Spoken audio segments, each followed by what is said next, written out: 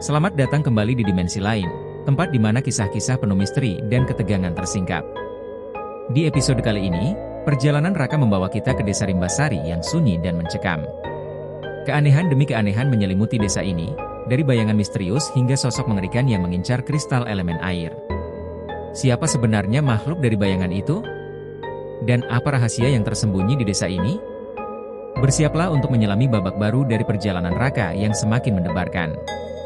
Jangan lupa, siapkan nyali dan tetap waspada, karena apa yang akan kalian dengar mungkin akan membuat kalian bertanya-tanya, apa yang sebenarnya ada di balik dimensi lain? Jangan lupa untuk like, share, dan subscribe channel Dimensi Lain agar kalian tidak ketinggalan kelanjutan kisah misteri ini. Aktifkan juga lonceng notifikasinya, karena masih banyak rahasia menegangkan yang menanti untuk diungkap. Dukung terus channel ini agar kami bisa terus menghadirkan cerita penuh ketegangan untuk kalian. Episode 9, Bayangan di Rimbasari.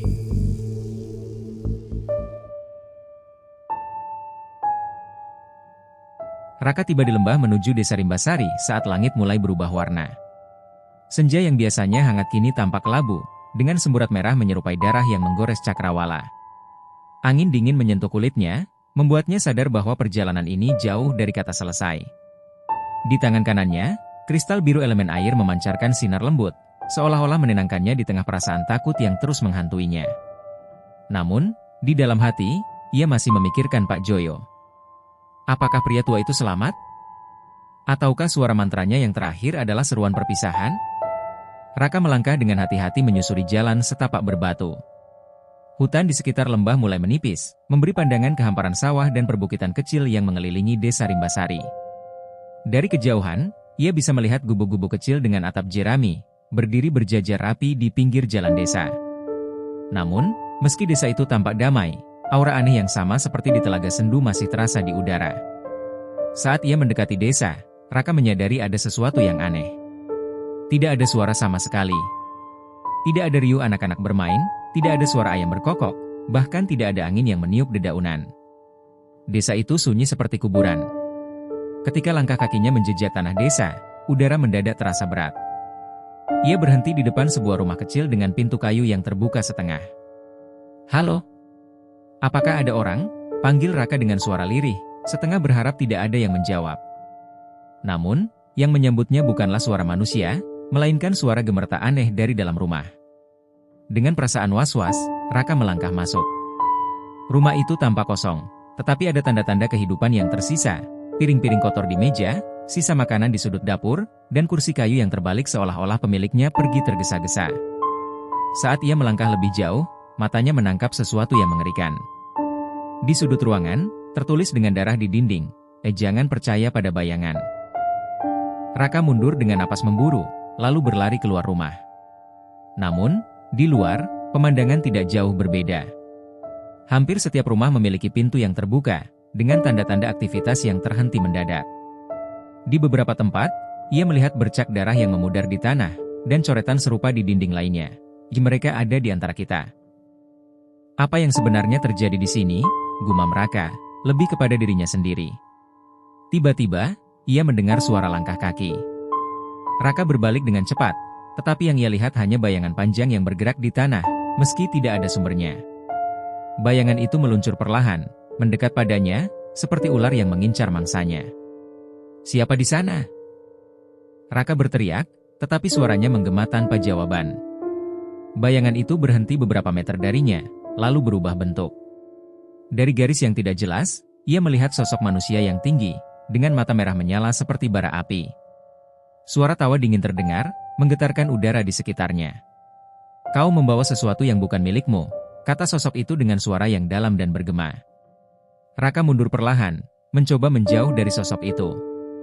Namun, setiap langkah yang ia ambil, bayangan itu semakin mendekat, seolah-olah melekat pada tanah yang ia pijak. "Aku tidak tahu apa yang kau bicarakan," jawab Raka dengan suara gemetar. "Kristal itu," sosok itu menunjuk ke tangan Raka. "Ia milik kami. Kembalikan, atau kau akan bergabung dengan mereka yang telah hilang." Raka menggenggam kristal itu lebih erat, merasakan kehangatan samar yang memberinya sedikit keberanian. "Tidak. Aku tidak akan memberikannya padamu," katanya dengan nada tegas, meskipun tubuhnya gemetar hebat. Bayangan itu mengeluarkan suara geraman rendah. Kau memilih jalan yang sulit, manusia kecil. Kami akan mengambilnya dengan cara kami.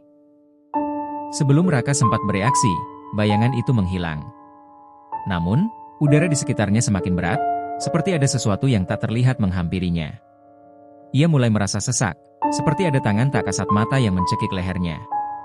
Tidak, aku tidak akan menyerah, teriak Raka sambil berusaha berdiri tegak. Ia menggenggam kristal itu dengan kedua tangannya, berharap benda itu bisa membantunya. Tiba-tiba, kristal biru itu memancarkan cahaya yang sangat terang, menyinari seluruh desa. Bayangan-bayangan yang ada di sekitarnya menjerit, suara mereka melengking sebelum menghilang seperti asap yang tertiup angin. Raka terjatuh ke tanah, napasnya tersengal-sengal. Ia memandang kristal di tangannya yang kini tampak lebih redup, tetapi tetap bersinar. Apa yang baru saja terjadi, pikirnya. Dari kejauhan, terdengar suara langkah kaki mendekat. Raka menoleh, berharap itu adalah Pak Joyo. Namun, yang ia lihat adalah seorang wanita muda dengan pakaian lusuh dan rambut kusut.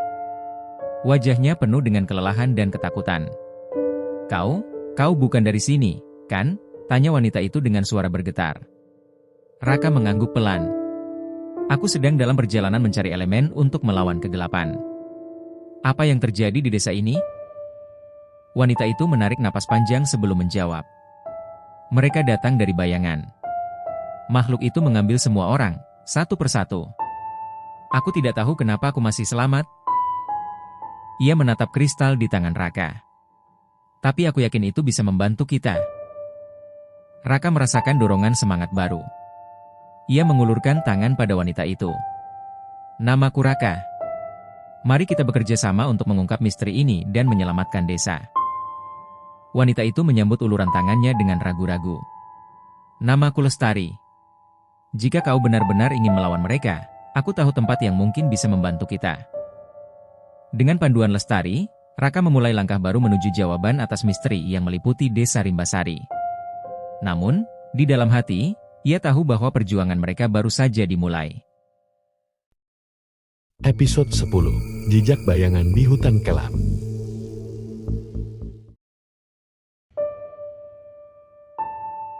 Langkah Raka dan Lestari bergema di jalan setapak yang mulai diselimuti kegelapan. Meski mentari belum sepenuhnya tenggelam, bayangan hutan di sekitar desa Rimbasari tampak semakin pekat, seolah-olah kegelapan itu memiliki nyawa. Kita harus sampai ke gua sebelum malam sepenuhnya jatuh, kata Lestari, nada suaranya penuh ketakutan. Ia berjalan cepat, matanya terus mengawasi sekeliling, seperti takut ada sesuatu yang muncul dari balik pepohonan. Gua? Tanya Raka, berusaha menjaga kecepatan langkahnya. Ya, jawab Lestari. Itu tempat terakhir di mana para tetua desa berkumpul sebelum mereka menghilang. Ada sesuatu di sana yang mungkin bisa menjelaskan semua ini. Raka mengangguk, meskipun dalam hati ia tidak yakin. Ia masih memegang kristal biru elemen air di tangannya, sinarnya sedikit membantu menerangi jalan. Namun, kehangatan kristal itu kini terasa samar, seolah-olah energi di sekitarnya menghisap kekuatannya perlahan-lahan. Suasana di hutan semakin mencekam. Suara burung hantu terdengar dari kejauhan, diselingi oleh suara angin yang aneh, seperti bisikan samar yang tidak bisa dipahami. Di beberapa sudut, Raka merasa melihat sesuatu bergerak di antara pepohonan, tetapi setiap kali ia menoleh, tidak ada apa-apa. Apa kau yakin ini aman? Tanya Raka, suaranya bergetar. Tidak ada yang aman di tempat ini, jawab Lestari singkat. Mereka melangkah lebih jauh, hingga akhirnya tiba di sebuah tanah lapang kecil. Di tengah lapangan itu, berdiri sebuah pohon besar dengan akar yang menjalar kemana-mana. Pohon itu tampak mati, dengan cabang-cabang yang menyerupai tangan kurus yang menjangkau ke arah langit. Kita hampir sampai, kata Lestari, menunjuk ke sebuah celah gelap di kaki pohon. Raka mengerutkan kening. Itu guanya? Lestari mengangguk. Ya. Tapi kita harus berhati-hati. Ada sesuatu di dalam sana yang tidak suka diganggu. Raka menelan ludah, tetapi ia tahu tidak ada jalan lain. Mereka harus melanjutkan perjalanan ini, apapun risikonya. Dengan langkah hati-hati, mereka mendekati celah itu. Aroma lembab dan tanah basah menyambut mereka, disertai dengan hembusan angin dingin dari dalam gua. Ketika mereka masuk, kegelapan menyelimuti mereka sepenuhnya. Raka mengangkat kristal biru, dan sinarnya mulai menerangi dinding-dinding gua yang dipenuhi dengan simbol-simbol aneh. Beberapa simbol itu tampak seperti tulisan kuno, sementara yang lain berbentuk gambar-gambar abstrak yang sulit dipahami. "Apa ini?" tanya Raka, matanya memindai dinding gua. "Ini adalah catatan para tetua desa," jawab Lestari. "Mereka mencatat semuanya di sini, tentang bayangan, tentang kutukan, dan tentang sesuatu yang disebut penjaga kegelapan." Raka merasa bulu kuduknya berdiri. Ia terus melangkah lebih jauh ke dalam gua, mengikuti Lestari yang tampaknya tahu jalan. Di ujung lorong, mereka tiba di sebuah ruangan yang lebih luas. Di tengah ruangan itu, terdapat sebuah altar batu dengan sebuah benda berbentuk bola kaca yang bercahaya redup di atasnya. "Itu, apa itu?" tanya Raka. Lestari mendekati altar dengan hati-hati. "Ini disebut mata kegelapan. Tetua desa mengatakan benda ini adalah kunci untuk memahami kutukan yang melanda desa kita. Tapi hati-hati, benda ini juga bisa memanggil sesuatu yang tidak ingin kita temui." Raka mendekat, matanya terpaku pada bola kaca itu. Ia bisa melihat bayangan yang bergerak di dalamnya, seolah-olah ada sesuatu yang terperangkap di dalam sana. "Apa yang harus kita lakukan dengan ini?" tanya Raka. Namun, sebelum Lestari sempat menjawab, suara gemuruh terdengar dari lorong di belakang mereka. Tanah di bawah mereka bergetar, dan dari kegelapan muncul sosok bayangan besar dengan mata merah menyala. "Kau tidak seharusnya ada di sini," suara itu bergema, memenuhi ruangan. Raka dan Lestari membeku, tubuh mereka dipenuhi rasa takut. Sosok itu melangkah maju, tubuhnya yang besar dan hitam sepenuhnya menutupi pintu keluar. "Kau membawa elemen yang bukan milikmu," lanjutnya, matanya tertuju pada kristal biru di tangan Raka. Raka menggenggam kristal itu lebih erat. "Aku tidak akan memberikannya padamu," katanya, meskipun suaranya bergetar. Bayangan itu tertawa dingin. "Kau pikir bisa melawan aku? Aku adalah bagian dari kegelapan yang melahap dunia ini. Aku adalah penjaga bayangan." Tanpa peringatan, sosok itu melancarkan serangan. Sebuah tangan besar dari bayangan meluncur ke arah Raka, tetapi sebelum ia sempat bereaksi, Lestari mendorongnya ke samping. "Raka, gunakan kristal itu," teriak Lestari. Raka berusaha bangkit sambil memegang kristal. Ia tidak tahu bagaimana cara menggunakannya, tetapi ia tahu ini adalah satu-satunya kesempatan mereka. Dengan segala keberanian yang tersisa, ia mengangkat kristal itu ke udara, berharap sesuatu terjadi. Cahaya biru yang terang meledak dari kristal, menerangi seluruh ruangan. Bayangan besar itu menjerit kesakitan, tubuhnya mulai memudar seperti asap yang tertiup angin. Namun, sebelum sepenuhnya menghilang, ia meninggalkan sebuah peringatan. "Ini baru permulaan. Kegelapan yang sebenarnya masih menunggumu."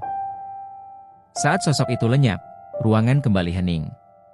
Raka jatuh terduduk, napasnya terengah-engah. Lestari menghampirinya, wajahnya penuh kekhawatiran. "Kau baik-baik saja?" tanya Lestari. Raka mengangguk pelan. Aku tidak tahu bagaimana aku melakukannya." Lestari tersenyum tipis. "Kau melakukannya karena kau harus. Tapi peringatan itu benar. Ini baru permulaan." Mereka memandang bola kaca di altar yang kini bercahaya lebih terang, seolah-olah menunjukkan bahwa mereka baru saja membuka pintu menuju sesuatu yang lebih besar dan lebih berbahaya. "Kita harus melanjutkan perjalanan ini," kata Raka, suaranya penuh tekad. Lestari mengangguk. "Ya. Tapi kita harus bersiap. Karena apa yang menunggu di depan mungkin lebih menakutkan dari apa yang telah kita hadapi." Dengan tekad yang baru, mereka meninggalkan gua itu, melangkah kembali ke kegelapan hutan. Perjalanan mereka belum selesai. Rahasia di balik kegelapan Rimbasari masih menunggu untuk diungkap, dan bahaya yang lebih besar sudah menanti di depan.